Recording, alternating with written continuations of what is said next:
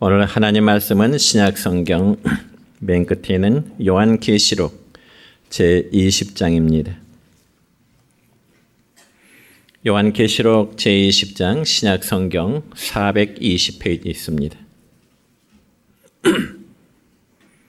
요한계시록 20장 11절부터 15절까지 말씀을 제가 봉독해 드립니다. 또 내가 크고 흰 보좌와 그 위에 앉으신 이를 보니 땅과 하늘이 그 앞에서 피하여 간데 없더라. 또 내가 보니 죽은 자들이 큰 자나 작은 자나 그 보좌 앞에 서 있는데 책들이 펴 있고 또 다른 책이 펴졌으니 곧 생명책이라. 죽은 자들이 자기 행위를 따라 책들에 기록된 대로 심판을 받으니 바다가 그 가운데서 죽은 자들을 내주고 또 사망과 음부도 그 가운데서 죽은 자들을 내주매 각 사람이 자기의 행위대로 심판을 받고 사망과 음부도 불못에 던져지니 이것은 둘째 사망 곧 불못이라. 누구든지 생명책에 기록되지 못한 자는 불못에 던져지더라. 아멘. 사랑과 축복의 메시지를 나눕니다. 사랑과 축복합니다. 사랑과 축복합니다. 오늘은 신약성경 요한계시록 20장 11절부터 15절에 있는 말씀을 중심해서 행위대로 받는 심판이라는 제목으로 말씀을 선포하고자 합니다. 여러분, 죄에 대한 하나님의 심판, 그러면 여러분의 마음속에 와닿는 느낌이 어떠신가요? 어딘지 모르게 떨림과 두려움이 있을 것입니다. 왜냐하면 우리들의 삶이 하나 앞에 항상 떳떳하지 못하기 때문에 그렇습니다. 그렇지만 우리들의 삶이 이 땅에서 정말 떳떳하다면 하나님의 심판대 앞에서도 조금도 두려움이 없을 것입니다. 그리고 만약에 죽음이 없다면 역시 하나님의 심판도 받지 않게 되겠지요. 또한 죄의 심판이 없다면 또한 예수님을 믿을 필요도 없을 것입니다. 그렇지만 성경 히브리서 9장 27절의 말씀 보면 이런 말씀이 있습니다. 한 번 죽는 것은 사람에게 정해진 것이요 그 후에는 심판이 있으리니 이란 말씀이 있습니다. 그러니까 사람은 어느 누구라도 반드시 육신의 죽음을 맞게 된다는 것과 또한 죽음 이후에는 반드시 하나님의 심판이 있게 된다는 사실입니다. 그리고 그때의 심판은 거부할 수도 없고요. 그때의 심판은 연기할 수도 없는 것입니다. 그래서 사도행전 17장 31절의 말씀 보면 또 이런 말씀이 있는데 함께 읽습니다. 시작. 이는 정하신 사람으로 하여금 천하를 공의로 심판할 날을 작정하시고 아멘. 여러분, 그러니까 하나님의 시간 속에는 온 천하 만물을 공의로 심판하실 날이 하나님 스스로는 작정되어 있다는 것입니다. 그렇기 때문에 하나님의 심판을 안 믿는 사람은 참 그리스도인도 아니고 그리고 구원받은 사람도 역시 아닌 것입니다. 그러면 과연 하나님의 심판은 구체적으로 어떻게 우리에게 임할까요? 먼저는 불신자에게 임하는 하나님의 심판입니다. 여러분, 사람은 이 땅에 사는 동안 예수님을 믿든 믿지 않든 언젠가는 죽어야 하는 것이고요. 또 죽음 이후에는 반드시 하나님의 심판이 있다는 사실은 분명한 진리인 것입니다. 그러므로 구약성경 민수기 32장 23절의 말씀을 보면 또 이렇습니다. 시작. 너희가 만일 그같이 아니하면 여호와께 범죄함이니 너희 죄가 반드시 너희를 찾아낼 줄 알리라. 아멘. 너희 죄가 너희를 찾아낼 줄 알라는 말씀입니다. 여러분, 저는 1991년도에 저 이스라엘과 그리고 이집트 그리고 저 이태리 로마를 성지순례하는 가운데 이태리 나라 나폴리만에 있는 폼페이라는 곳을 여행한 적이 있습니다. 그래서 이 폼페이라 그러면은 서기 79년 8월 24일. 그러니까 지금부터 정확히 1994년 전이죠. 이 폼페이만 옆에 보면 이제 베스비우스라는 산에 큰 산이 있는데 이 화산의 폭발로 인해서 거대한 도시가 화산재로 인해서 완전히 묻혀버립니다. 그리고 당시에 소수의 몇 사람을 제외하고는 약 2만 명의 사람들이 다 화산재에 묻혀서 죽임을 당한 사건이 있었습니다. 그런데 그 도시가 화산재에서 파괴되고 사람들이 거의 전멸하다시피 하게 된 그 원인은 우연한 일이 아니라 음란과 사치로 인한 죄악 때문이었습니다.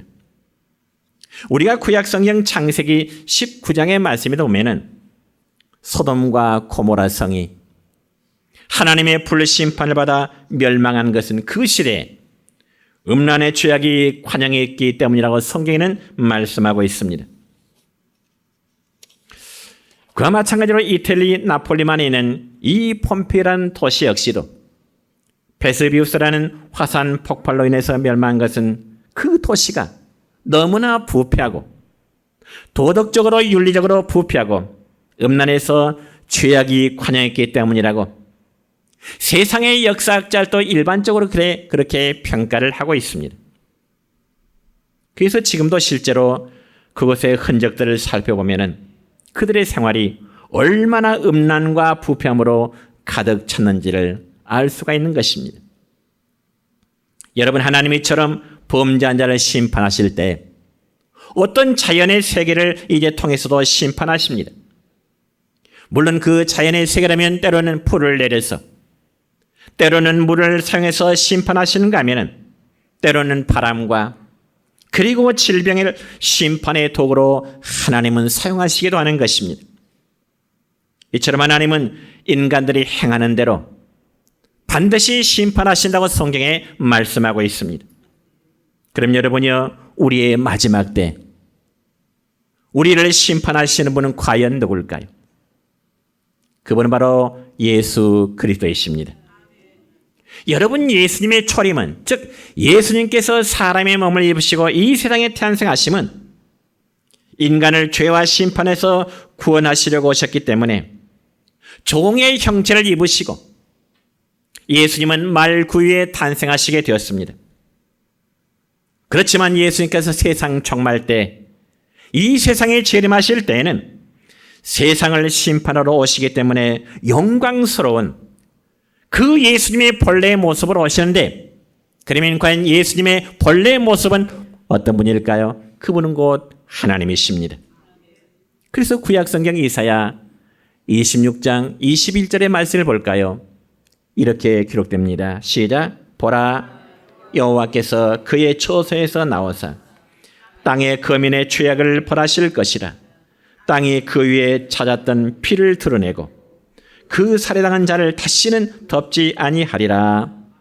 성경에서 봅니다. 신약성경 데살로니가 후서 1장 8절부터 9절까지의 말씀 볼까요? 또 이렇게 기록됩니다. 시작. 하나님을 모르는 자들과 우리 주 예수의 복음에 복종하지 않는 자들에게 형벌을 내리시리니 이런 자들은 주의 얼굴과 그의 힘의 영광을 떠나 영원한 멸망의 형벌을 받으리라. 아멘. 여러분, 성경 다시 한번 보세요. 하나님을 모르는 자들, 우리 주 예수 그리스도의 복음에 복종하지 아니하는 자들, 분명히 하나님은 심판하신다고 말씀하십니다. 영원한 형벌에 버리시겠다고 말씀하십니다. 그러므로 예수님이 장차 이 땅에 재림하시게 될 크다는 목적, 그 이유가 있다면 하나님을 대적하고 그리고 복음을 받지 아니하는 그리고 불순종한 사람들을 심판하시기 위해서 주님이 이 땅에 재림하시리라고 성경은 말씀하고 있습니다. 그래서 그때 이루어질 주님의 심판은 너무나 분명합니다. 더 이상 기회가 주어지지 않습니다. 아니, 변명할 기회 역시 주어지지 않습니다. 여러분, 우리가 신약성경 누가복음 16장 19절 이하의 말씀을 보면은 이름이 밝혀지지 않는 부자와 거지 나사로의 이름이 이제 사건이 기록되어 있는데, 여러분 누가복음 16장의 말씀을 보면은 부자의 삶에 대해서 성경은 이렇게 표현하고 있습니다. 함께 읽습니다. 시작. 한 부자가 있어 자색 옷과 고운 베옷을 입고 날마다 화롭게 즐기더라. 아멘. 그러니까 부자는 날마다 기름진 음식으로 배불렀고 고운 베옷을 입으며 그리고 화로운 삶을 살아가는 삶이었습니다. 그런가 하면 여러분, 그 부잣집의 대문간에는 불쌍한 거지가 한 명이 있었는데 그 거지의 이름에서 성경에는 나사로라 그렇게 기록되어 있습니다. 그래서 거지 나사로의 삶에 대해서는 또 누가복음 16장 20절과 21절을 보니까 나사로의 삶을 또 이렇게 표현했네요. 시작. 나사로라 이름하는 한 거지가 헌데투성이로 그의 대문 앞에 버려진 채 그 부자의 상에서 떨어지는 것으로 배불리려 하며 심지어 개들이 와서 그 헌데를 핥더라. 그러니까 여러분, 거지 나사로는 버림을 받은 자네요. 버림을 받은 자.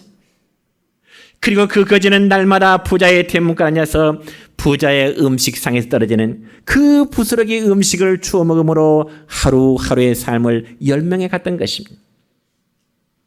그러나 세월이 흐르자 부자도 죽게 되고 이 거지 나사로도 죽게 되었습니다. 그런데 성경에 보니까 거지 나사로는 죽어서 아브라함의 품인 하나님의 나라 천국에 갔다고 말씀하고 있습니다. 그런 반면에 부자는 이제 죽어서 음부의 세계인 지옥의 고통을 당하고 있다고 말씀합니다. 물론 여러분, 지옥에서의 고통이라는 것은 영원히 꺼지지 않는 불 속에서 당하는 고통을 말합니다. 그자 부자는 지옥의 고통 중에서 천국에 있는 아브라함을 바라보게 됩니다. 그러면서 누가복음 16장 24절에 보면은 이 거지 나사로는 아브라함을 향하여 하나의 절규합니다. 뭐라고 절규할까요? 함께 읽습니다. 시작. 아버지 아브라함이여, 나를 긍휼히 여기사 나사로를 보내어 그 손가락 끝에 물을 찍어 내 혀를 서늘하게 하소서. 내가 이 불꽃 가운데서 괴로워하나이다. 아멘.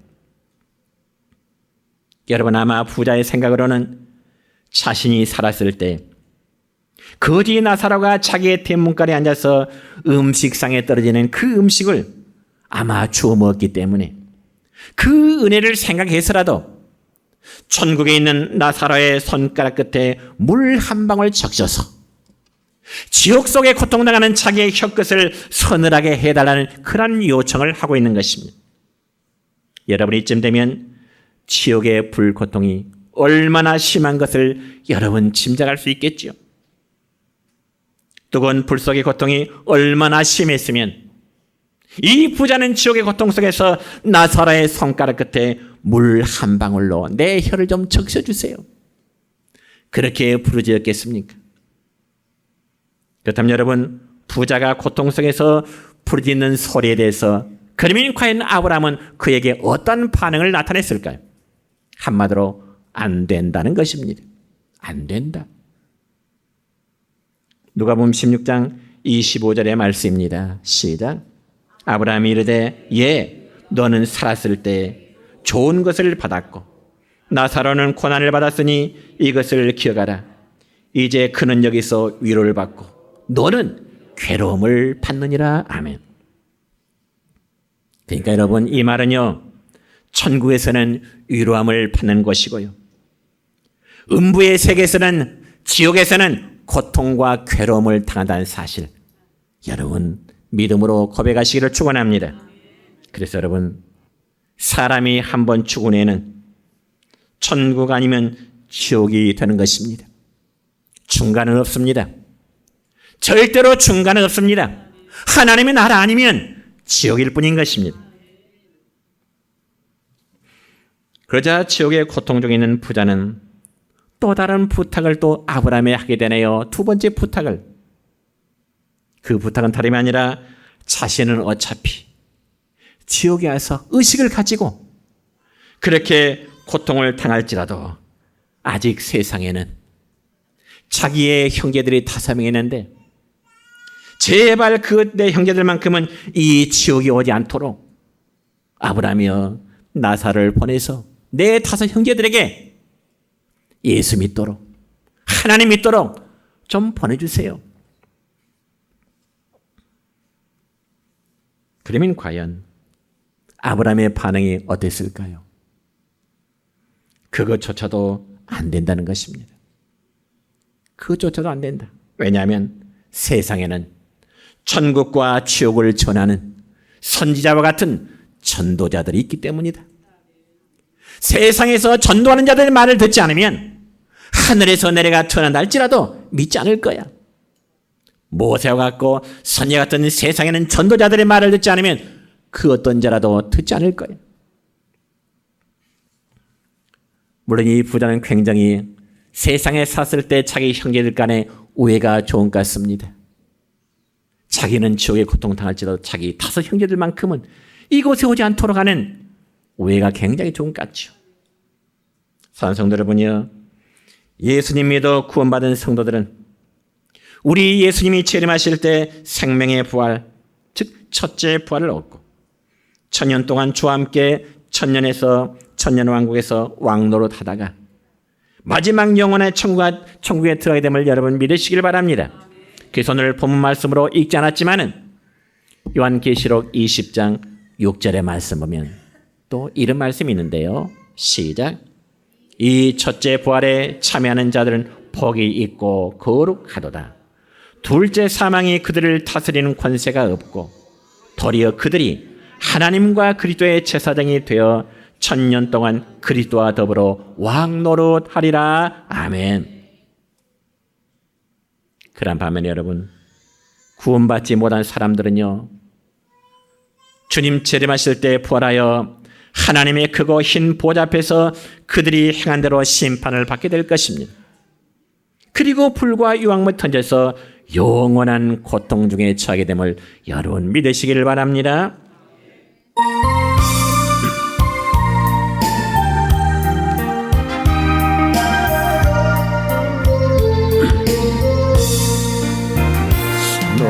너무나도 아름다워라 주님 계신 영광의 나라 너무나도 귀하도다 주님 계신 영광의 보좌 저 영광의 나라 내가 소망하오나 죄가 지곤 갈 수 없어 주님 계신 영광의 나라 금은 보화 다 준다 해도 나는 부럽지 않아 내 주님만 바라보니 세상 영화 부럽지 않아 저 영광의 나라 내가 사모하오니 거듭난 자 갈 수 있어 주님 계신 영광의 나라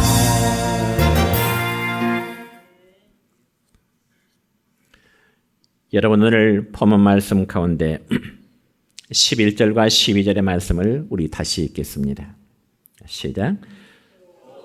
내가 크고 흰 보좌와 그 위에 앉으신 이를 보니 땅과 하늘이 그 앞에서 피하여 간 데 없더라. 또 내가 보니 죽은 자들이 큰 자나 작은 자나 그 보좌 앞에 서 있는데 책들이 펴 있고 또 다른 책이 펴졌으니 곧 생명책이라. 죽은 자들이 자기 행위를 따라 책들에 기록된 대로 심판을 받으니 아멘. 죽은 자들이 자기의 행위를 따라 책들에 기록된 대로 무엇을 받는다? 심판을 받는다. 여러분 우리 모두가 장차 하나님의 심판 앞에 설 때면은 우리가 이 땅에 살았을 때 모든 삶이 마치 한 편의 영화처럼 아니 한 편의 드라마처럼 적나라하게 드러날 것입니다. 그래서 때로는 우리의 모습이 악한 모습으로 나타날 것이고, 때로는 하나의 보좌 앞에서, 심판 앞에서 수치스러운 모습도 적나라하게 드러날 것입니다. 그런데 그런 모습들이 하나님의 보좌 앞에 놓여진 생명책에 다 기록되어 있다고 말씀하네요. 그래서 방금 전에 읽은 본문 12절 끝부분의 말씀 보면 죽은 자들이 자기의 행위를 따라 책들에 기록된 대로 심판을 받게 될 것이라고 말씀하십니다. 그러니 어느 누구가 하나님의 심판 앞에서 자기 자신을 숨길 수 있겠습니까? 아니라고 뭐라고 변명할 수 있겠습니까? 그래서 13절부터 말씀 보면 심판받을 죄인들이 부활하는 장면에서 기록되는데, 자 13절입니다. 시작. 바다가 그 가운데서 죽은 자들을 내주고 또 사망과 음부도 그 가운데서 죽은 자들을 내주매 각 사람이 자기의 행위대로 심판을 받고. 아멘. 여러분, 사람이 이 땅에서 어떠한 죽음을 죽었다 할지라도, 어떠한 장소에서 죽었다 할지라도 죄후의 심판대회 앞에서는 빠짐없이 심판대열에 설 수밖에 없습니다. 그 모습 한번 상상해 보세요. 우리 각자가 하나님의 심판 앞에 서 있을까 한번 상상해 보시라고요. 그래서 다시금 14절과 15절 또 읽습니다. 시작. 사망과 음부도 불못에 던져지니 이것은 둘째 사망 곧 불못이라. 누구든지 생명책에 기록되지 못한 자는 불못에 던져지더라. 아멘. 생명책에 기록되지 못한 자 어디에 던져진다고요? 어디에? 불못. 불못은 어딜까요? 그렇습니다. 그럼 여러분, 지옥은요, 어떤 사람이 가게 될까요? 지옥은 어떤 사람이 가게 될까요? 이 점에서 성경 요한계시록 21장 8절의 말씀 볼까요? 시작. 두려워하는 자들과 믿지 아니하는 자들과 흉악한 자들과 살인자들과 음행하는 자들과 점성과 우상 숭배들과 거짓말하는 모든 자들은 불과 유황으로 타는 못에 던져지리니 이것이 둘째 사망이니라. 여러분, 내세 지옥 형벌이 없다면 하나님은 공의로운 하나님이 될 수 없을 것이고, 하나님은 질서의 하나님도 아닐 것입니다. 과거 구라파의 많은 나라들을 초토화시켜버리고 많은 인명피해를 내고 유태인 600만 명을 가스로 독살시킨 그 히틀러가 내세 형벌을 받지 않아서야 되겠습니까? 여러분한테는 공산혁명을 빙자해서 6,300만 명을 죽인 저 중국의 모택동이라는 사람이라든지, 그리고 4,500만 명을 죽인 구소련의 스탈린이 최후의 심판을 받지 않는다면 어떻게 되겠어요? 또한 저 북녘의 김일성과 그리고 김정일과 그리고 김정은이가 하나님의 심판을 받지 않는다면 어떻게 되겠어요? 반드시 그들의 문제만이 아니라 오늘 저와 여러분도 이 땅에서 행한 대로 하나님의 심판받게 됨을 여러분 믿으시길 바랍니다. 그래야 그 하나님은 공의로우신 하나님이십니다. 그리고 마태복음 12장 또 36절의 말씀은 이런 말씀이 있습니다. 시작. 사람이 무슨 무익한 말을 하든지 심판날에 이에 대하여 신문을 받으리니. 아멘. 그러니까 사람이 어떤 행위적으로, 행동으로 죄를 짓거나 심지어는 말로 지은 죄까지도 심판을 받게 된다고 말씀하십니다. 이게 바로 구원받지 못한 자들에게 말 하나님의 심판 모습입니다. 자, 그렇다면 구원받은 자들에게 말 하나님의 심판은 어떻게 나타날까요? 저는 지금까지 믿지 아니하는 불신자들이 나타난 하나님의 심판이라는 말씀을 드렸습니다. 그렇다면 두 번째는 구원받은 자에 대한 하나님의 심판입니다. 여러분, 아무리 흉악한 죄인일지라도 그가 죽기 전에 자신의 죄를 회개하며 예수 그리스도를 믿고 영접하면은 구원받는 사실을 여러분 믿으시기 바랍니다. 그 좋은 예로 우리가 신약성경 마태복음 23장에 보면은 정리합니다. 누가복음 23장에 보면은 예수님께서 십자가에 달리셨을 때에 좌우에 또 두 사람의 십자가가 있습니다. 그들은 누구지요? 강도들이었어요. 예수님은 한가운데 십자가에 달리셨고 좌우에 두 강도도 십자가에 달렸습니다. 물론 두 명의 강도는 그들이 자신들이 행한 죄의 결과에 따른 아마 형벌의 십자가였습니다. 그리고 그들은 더 이상 용서해서는 안 될 지경에 이르렀기 때문에 그들을 결국 십자가에 못 박아 죽이고자 했던 것이죠. 그런데 두 강도 중에 한 사람은 십자가 위에서 자기의 생명이 목숨이 끊어지는 순간까지 예수님을 정죄하고 예수님을 욕했지만은 그러나 반대편 한 강도는 죽음 직전에 예수님에게 자신의 죄를 고백합니다. 그러면서 말합니다. 예수여, 당신의 나라에 임하실 때 나를 좀 기억해 주세요. 그자 예수님이 그에게 하신 말씀이 뭘까요? 바로 누가복음 23장 43절의 말씀인데요. 시작. 오늘 네가 나와 함께 낙원에 있으리라. 내가 진실로 내게 이르노니 오늘 네가 나와 함께 낙원에 있으리라. 그러니까 주님의 이 말씀은 한편 강도가 십자가에 달리기 전까지는 정말 흉악한 범죄자였을지라도 죽음 직전에 자신의 죄를 예수님께 고백하고 영혼을 예수님께 맡기고자 할 때 예수님은 그에게 오늘 네가 나와 함께 낙원에 있으리라고 하는 구원의 영광에 동참하게 된 것입니다. 그러므로 예수님을 믿어 어린 양의 생명책에 내 이름이 기록되지 않고는, 여러분의 이름이 어린 양의 생명책에 기록되지 않고는 절대로 하나님의 백보자 심판을 면할 길이 없습니다. 그래서 여러분이 잘 아는 대로 요한복음 14장 6절의 말씀 보면 주님은 이런 말씀하시지요. 시작. 내가 곧 길이요 진리요 생명이니 나로 말미암지 않고는 아버지께로 올 자가 없느니라. 여기서 중요한 사실은 나로 말미암지 않고는, 예수님을 통하지 않고서는 내 아버지 집 하나님 나라에 이를 자가 아무도 없다는 말씀입니다. 요한복음 5장 24절입니다. 시작. 내가 진실로 진실로 너희에게 이르노니 내 말을 듣고 또 나 보내신 이를 믿는 자는 영생을 얻었고 심판에 이르지 아니하니 사망에서 생명으로 옮겼느니라. 아멘. 여러분, 우리는 우리의 선행의 대가로 구원받는 게 아닙니다. 우리가 착한 일하고 선한 일에서 구원받는 게 결코 아닙니다. 또 너무 나에게는 죄가 많아서 구원받지 못 받는 건 역시 아닙니다. 어떤 분이 천도하면 나 죄가 너무 많아서 나 교회 못 가요. 죄가 너무 많으니까 못 간다는 거죠. 저는 말합니다. 선생님, 죄가 많으니까 교회 오세요. 문제는 오직 죄를 대속하신 예수 그리스도를 믿음으로 영접하고 죄에 대한 회개를 하는 자만이 구원받게 된다는 사실을 여러분 믿으시기를 축원합니다. 그렇다면 우리가 예수님 믿고 이제 거듭나서 구원받았는데 이후에 범죄하면 또 어떻게 될까요?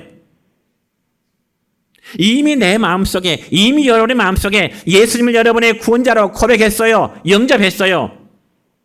그렇다면 예수님 여러분 마음의 구원자로 고백한 이후에 범죄하면 또 어떻게 될까요? 우리의 구원이 무효함이 될까요? 답은 그렇지가 않습니다.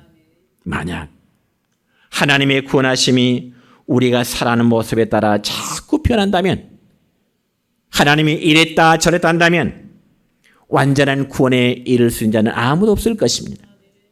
그래서 우리가 신약성경 찾아볼까요? 로마서 8장 1절부터 2절까지의 말씀 보면 이런 말씀이 있습니다. 시작. 이제 그리스도 예수 안에 있는 자에게는 결코 정죄함이 없나니 이는 그리스도 예수 안에 있는 생명의 성령의 법이 죄와 사망의 법에서 너를 해방하였느니라. 아멘. 그렇습니다. 예를 들어 달걀이 병아리로 부화했으면 죽어도 닭으로 죽지 다시금 계란으로 돌아가서 죽지는 않습니다. 번데기가 나비가 되었으면 죽어도 나비로 죽지 번데기로 되돌아갈 수는 없습니다. 이해되십니까? 그렇다면 우리의 구원이 무효화되지 않는다고 해서 그럼 우리가 마음 놓고 죄를 지어도 괜찮을까요? 소위 구원파에서 말한 대로 나 구원받았다면, 나 하나님의 자녀라고 고백했으니까, 하나님 내 아버지라고 고백했다면 죄 지어도 괜찮을까요? 물론 그렇지 않습니다. 새로이 거듭난 후에 알고 지은 죄는 천국에 들어가기 전에 반드시 이 땅에서 우리가 죄값을 치르게 됩니다. 이 땅에서 죄값을 치르게 됩니다. 물론 그 죄값은 죄에 대한 심판이 아니라 사랑의 채찍이며 징계임을 믿으시길 바랍니다. 이 점에서 히브리서 12장 5절과 6절의 말씀 볼까요? 시작. 내 아들아 주의 징계하심을 경히 여기지 말며 그에게 꾸지람을 받을 때 낙심하지 말라. 주께서 그 사랑하신 자를 징계하시고 그가 받아들이신 아들마다 채찍질 하심이라. 하나님은 사랑하는 자를 징계하시고 하나님은 있는 성들이 범죄할 때마다 하나님은 채찍질 하신다고 말씀하십니다. 그러면 하나님은 우리 성들이 범죄할 때, 당신의 자녀들이 범죄할 때 이 땅에서는 우리를 어떻게 징계하실까요? 어떻게? 여러 가지 있겠지만 대체로 어떤 재물의 손실을 가게 한다든지 혹은 물질로나 질병이나 사업의 실패나 어떤 사고를 통해서 하나님은 우리를 징계하십니다. 그럼 우리 성도들이 이 땅에서 당하는 고난과 고통은 크게 세 가지의 이유인데요. 첫째는 죄로 인한 하나님의 징계로 때로는 성도들이 고난과 고통을 당할 수 있어요. 두 번째는 예수님의 이름으로 핍박 때문에 당하는 고난이 있을 수 있어요. 세 번째는 온전하게 하시는 우리의 신앙을 연단하시기 위한 하나님의 뜻도 있는 것입니다. 그러니 우리가 범죄로 인해서 징계를 받을 때면 회개해야 되겠죠. 돌이켜야 되겠죠. 우리가 예수님 때문에 믿는 신앙 때문에 연단받는다면 우리는 인내해야 되겠죠. 그렇다면 우리 성도들이 장차 죽음 이후에 받는 심판은 우리에게 어떤 의미가 있을까요? 여러분, 구원받은 성도가 죽음 이후에 받는 심판은 분명하십시다. 상급에 대한 심판이지 결코 우리가 이 세상에 지은 죄로 인한 정죄의 심판이 아닌 것입니다. 왜냐하면 분명히 로마서 8장에서 말씀하고 있듯이 그리스도 예수 안에 있는 자에게는 즉 믿음으로 살아가는 자에게는 결코 정죄함이 없기 때문에 그렇습니다. 그리고 사망에서 생명으로 옮겨져서 심판에 이르지 않기 때문에 그렇습니다. 또한 성도들이 행한 죄값은 이미 이 땅에서 하나님의 징계하심으로 해결되어진 것입니다.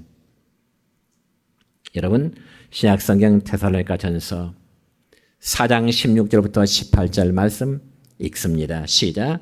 주께서 호령과 천사장의 소리와 하나님의 나팔로 친히 하늘로 솟아 강림하시리니 그리스도 안에서 죽은 자들이 먼저 일어나고 그 후에 우리 살아남은 자도 저희와 함께 구름 속으로 끌어올려 공중에서 주를 영접하게 하시리니 그리하여 우리가 항상 주와 함께 있으리라. 아멘. 이처럼 우리 주님이 재림하심으로 세상 끝날에는 심판이 있음과 동시에 요한계시록 22장 12절 말씀 보면은 우리 마지막 한 번 더 있습니다. 시작. 보라, 내가 속히 오리니 내가 줄 상이 내게 있어 각 사람에게 그의 일한 대로 갚아 주리라. 아멘. 주님이 오셔서 각 사람에게 상을 주시되 그의 일한 대로 갚아 주리라. 만약에 오늘 주님이 재림하신다면 우리 각자 주님 앞에 설 거예요. 그러면 여러분들이 주님 앞에 어떤 상급 받기를 기대하시겠습니까? 우리가 주님을 위해서 일하고 수고하고 헌신한 만큼 영원한 상급을 우리에게 베푸신다는 것이 주님의 말씀입니다. 특별히 주님과 복음을 위해서, 그리고 선교한 사람들과 영혼을 사랑하여 많은 영혼을 그리스도께로 인도한 사람, 즉 전도한 사람, 주님이 가장 커다란 상급을 주신다고 약속하십니다.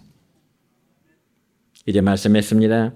하나님의 심판은 신불신간에 어느 누구에나 있습니다. 그래서 불신자에게 임하는 심판은 정죄함의 심판이요 지옥에 떨어지는 심판입니다. 그러나 우리 성도에게 임하는 심판은 상급을 얻게 한 영광스러운 심판임을 여러분 믿으시길 바랍니다. 바라는 우리 모두가 하나 앞에 설 때 정말 영광스러운 모습으로 설 수 있기를 우리 주님의 이름으로 축원합니다.